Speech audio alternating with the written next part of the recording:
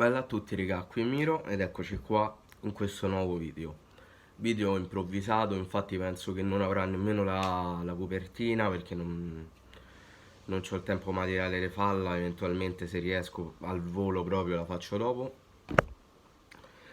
Ho deciso di fare questo video perché ho visto alcuni commenti con cui non mi trovo particolarmente d'accordo e volevo affrontarli in questo video per cercare comunque di darvi anche una mia spiegazione e cercare di trarne uno spunto di conversazione perché mi sembrano argomenti interessanti e che meritano la nostra attenzione perché parlano un po' di quello che è ultimamente l'ambiente Cagliari. Allora, dopo la sconfitta di ieri ho letto molti commenti, sia qua su YouTube che su Instagram, e che sinceramente non mi sono piaciuti, perché una buona parte dei commenti che ho letto, in sostanza, quello che dicevano era Zenga out. Allora, penso che arrivati a luglio, stiamo parlando di un campionato che si sta giocando a luglio, arrivare a luglio a dire Zenga out perché abbiamo perso 3-0 con la Samp in maniera assolutamente indecorosa, quello sia chiaro, ma per quel motivo secondo me non ha senso. Non ha senso dire Zenga out perché partiamo dal presupposto che Zenga è arrivato, mi pare, agli inizi di marzo, dopo la partita con la Roma. E dopo la partita con la Roma è scattato la quarantena. È scoppiato praticamente tutto il coronavirus in Italia, il campionato è stato bloccato e siamo stati tutti fermi. C'è anche da dire che poi, quando è ricominciato il campionato, noi avevamo una squadra molto molto corta. Avevamo anche e abbiamo tuttora alcuni infortunati, perché all'inizio non avevamo Nainggolan, perché all'inizio non avevamo Ceppitelli, perché no vabbè, Ceppitelli col Verona c'era, però comunque per gran parte della stagione poi si è rotto un'altra volta e vabbè. Non c'avevamo Nainggolan, non c'avevamo Oliva, non c'avevamo, ma questo da sempre, Paoletti, non c'avevamo, basta, basta, questi. Comunque alcuni giocatori abbastanza fondamentali.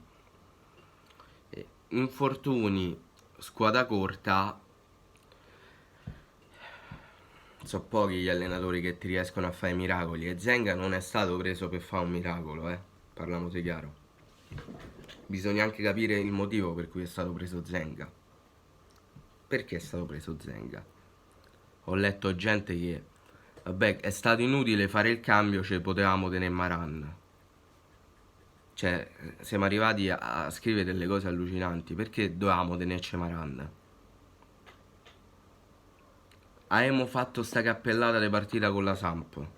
Ormai è andata, quindi è inutile piagnece su.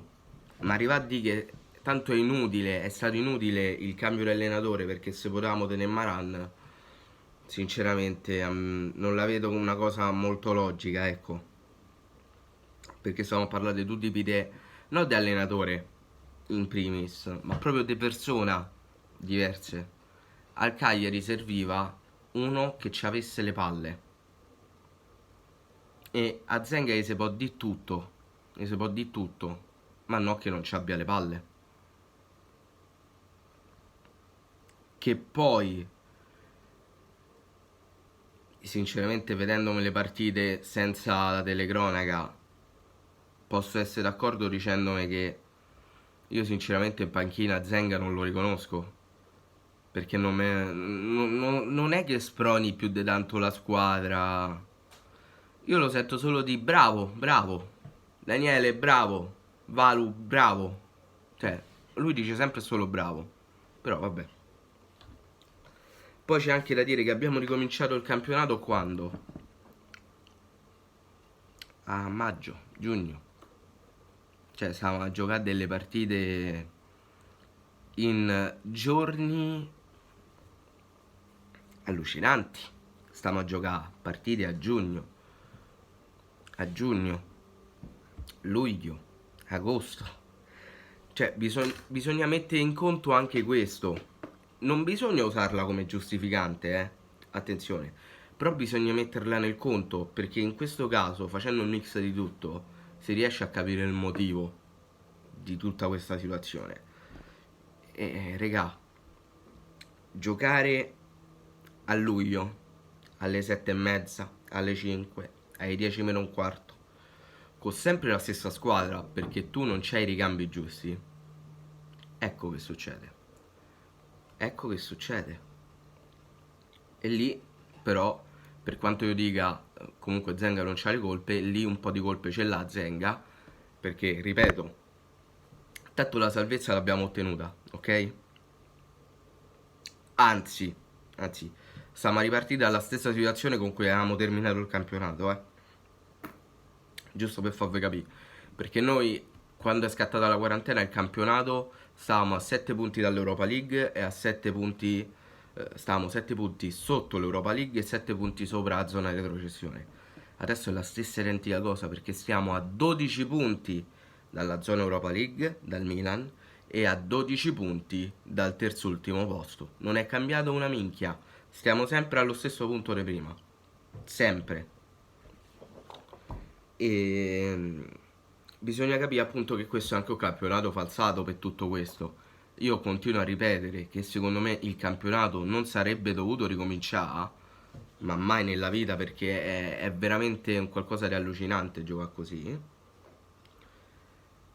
E la colpa di Maran, se de Maran, la colpa di Zenga è anche quella di voler puntare sempre sugli stessi giocatori e di non voler fare esordire i giovani.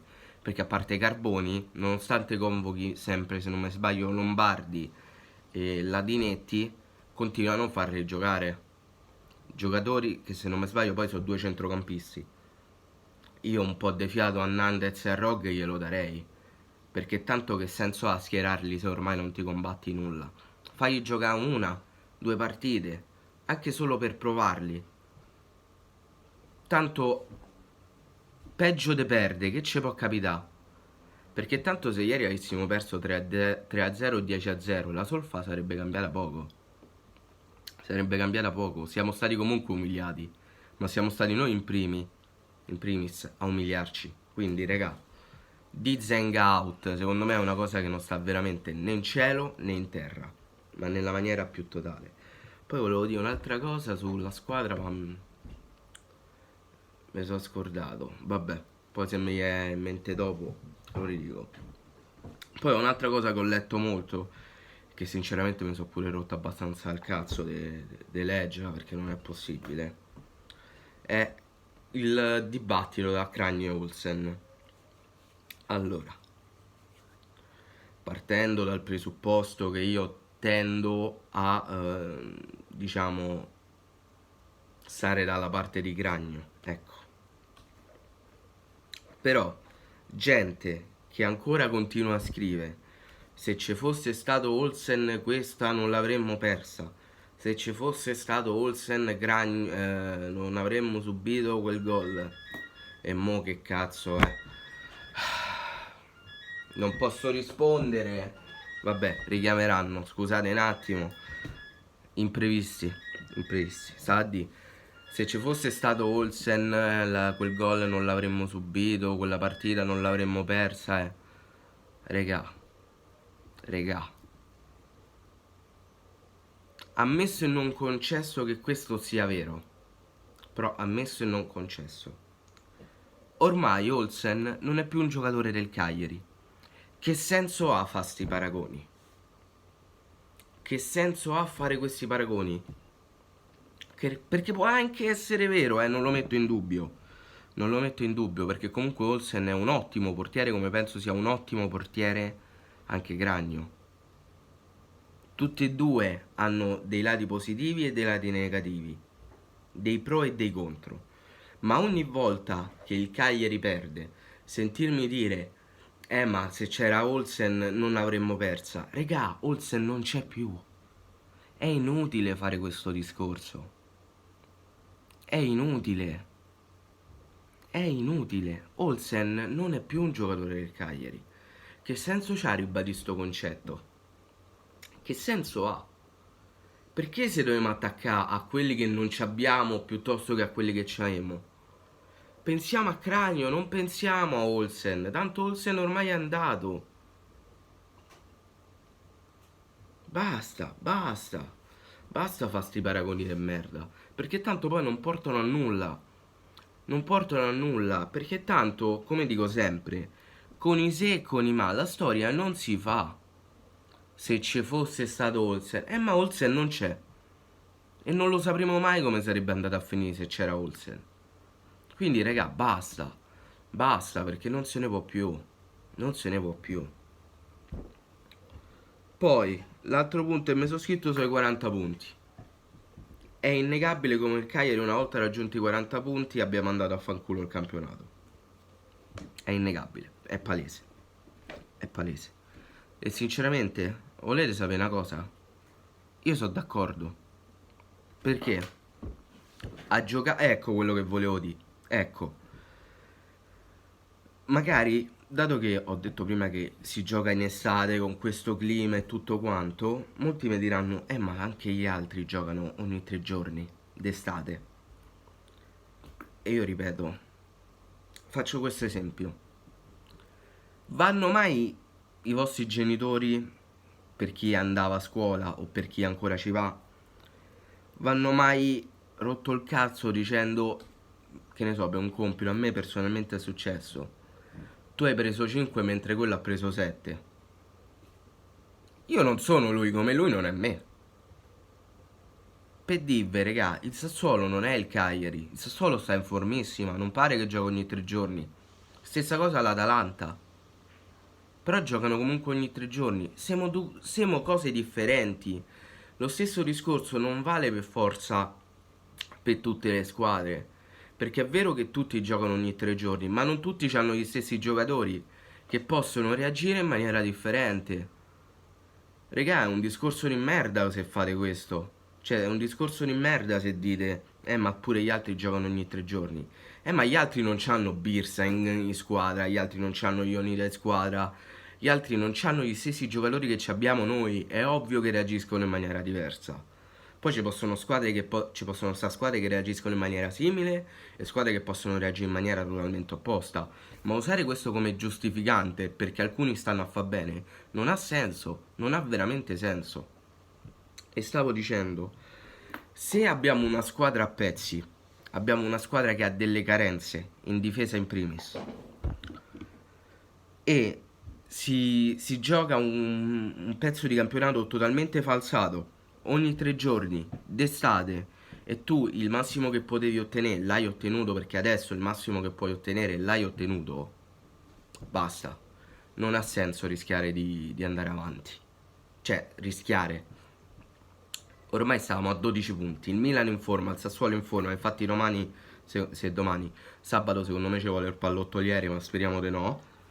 Poi dobbiamo affrontare pure il Milan, la Lazio che sicuramente si riprenderà contro di noi, la Juve, che la Juve è pur sempre la Juve pure se non sta a giocare benissimo, e l'Udinese che comunque non sta a far male nelle ultime partite. Quindi tutte squadre che tendenzialmente la possibilità di romper culo ce l'hanno. Nostro. Quindi che senso ha cercare di fare le partite una volta che hai ottenuto i 40 punti e c'è una squadra a pezzi giocando d'estate? Sì, per carità, io sono il primo a dire che bisogna onorare la maglia e quello io voglio che lo facciano ogni partita, ma non voglio che pensino che ormai è ancora possibile l'Europa League o cose simili. Io voglio che giochino, che diano il massimo giocando, ma non voglio che vincano per forza. È quello che voglio dire. È quello che voglio dire. A me mi sta bene anche perdere queste ultime 5 partite con dignità. Perché tanto ormai il campionato è finito, quello del Cagliari. E poi c'era un'altra cosa che volevo dire, ma perché me le scordo? Perché me le scordo? Niente, non mi viene in mente. Vabbè, lasciamo perdere. Comunque, il sunto di questo discorso era questo. Poi, ovviamente, ci sarà qualcuno che sarà d'accordo, non sarà d'accordo. Per carità, ho fatto questo video apposta proprio per cercare di creare un dibattito.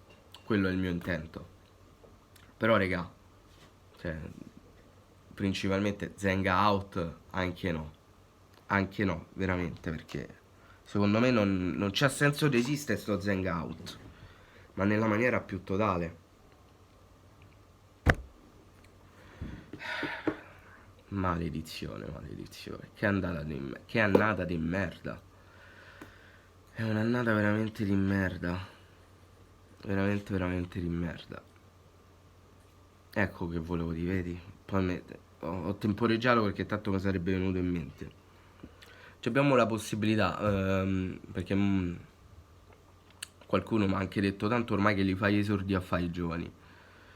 C'è la possibilità di farli esordire praticamente a rischio zero. Perché tanto tu quello che te dovevi giocare lo sei già giocato. Nel senso, in Europa League non ci vai. Perché non ci vai. La salvezza comunque tu ce l'hai. Perché ce l'hai la salvezza. Hai la possibilità di far esordire i giocatori, o meglio i giovani, a rischio zero, perché tanto ormai se vinci, perdi o pareggi, la situazione non è che ti cambia più di tanto. Falli esordire, che ti costa? Perché devi far giocare sempre gli stessi? Che poi è normale che non carburino. Cioè Simeone non si sa quante partite sta a giocare. Penso da quando è ricominciato il campionato che è partito titolare. João Pedro solo questa è stato... ha fatto turnover, ma per metà partita poi.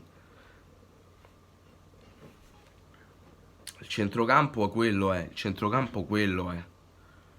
Cioè, non lo so. Poi, questo lo devo andare a cercare perché voglio capire. Guadagni, posizioni Serie A. Perché voglio vedere se è giusto che la gente si incazzi per il fatto dobbiamo arrivare il più su possibile per guadagnare di più. Che poi per me comunque si parla dei spicci. Però vabbè. Vi sposto un attimo di qua perché ho bisogno di legge qui. Allora, noi adesso siamo all'11° posto e guadagneremmo 5,5 milioni.